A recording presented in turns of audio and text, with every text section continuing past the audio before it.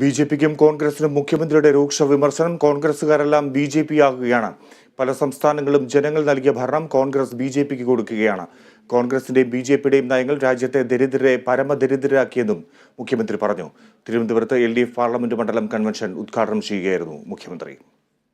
കോൺഗ്രസ് എങ്ങനെ ബി.ജെ.പിയിൽ നിന്ന് വേറിട്ട് നിൽക്കുന്നു? ഇതാണോ വേറിട്ട് നിൽക്കൽ? അല്ലെങ്കിൽ സമരസപ്പെടലാണോ? കാശ്മീർ വിഷയം വന്നു. എത്ര ജനാധിപത്യ വിരുദ്ധമായ രീതിയിലാണ്, ഭരണഘടനാ വിരുദ്ധമായ രീതിയിലാണ്, പാർലമെൻ്ററി നടപടിച്ചട്ടങ്ങൾക്ക് ചേരാത്ത രീതിയിലാണ് ആ കാര്യം കൈകാര്യം ചെയ്തത്. പല കോൺഗ്രസ്സുകാരും ഈ ബില്ല് കൊണ്ടുവരാൻ തയ്യാറായ ബി.ജെ.പിക്കാരെ അനുമോദിക്കാൻ തയ്യാറാവുകയായിരുന്നു. കോൺഗ്രസിൻ്റെ ആളുകൾ എത്ര പേരാണ് ഇപ്പോൾ ബി.ജെ.പിയിലേക്ക് ചേക്കേറിയിട്ടുള്ളത്?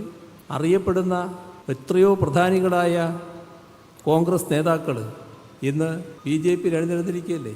ഒരു സംസ്ഥാന ഭരണം കോൺഗ്രസ് ഏൽപ്പിച്ചു എന്ന് വിചാരിക്കുക, കോൺഗ്രസ് ആ ഭരണം ബി.ജെ.പി ഏൽപ്പിച്ചു കൊടുക്കുകയല്ലേ. ഇതല്ലേ നടക്കുന്നത്? സ്ഥാനാർത്ഥി പ്രഖ്യാപനത്തിന് ശേഷം തൃശൂരിലെത്തിയ കെ മുരളീധരന് പ്രവർത്തകരുടെ വമ്പൻ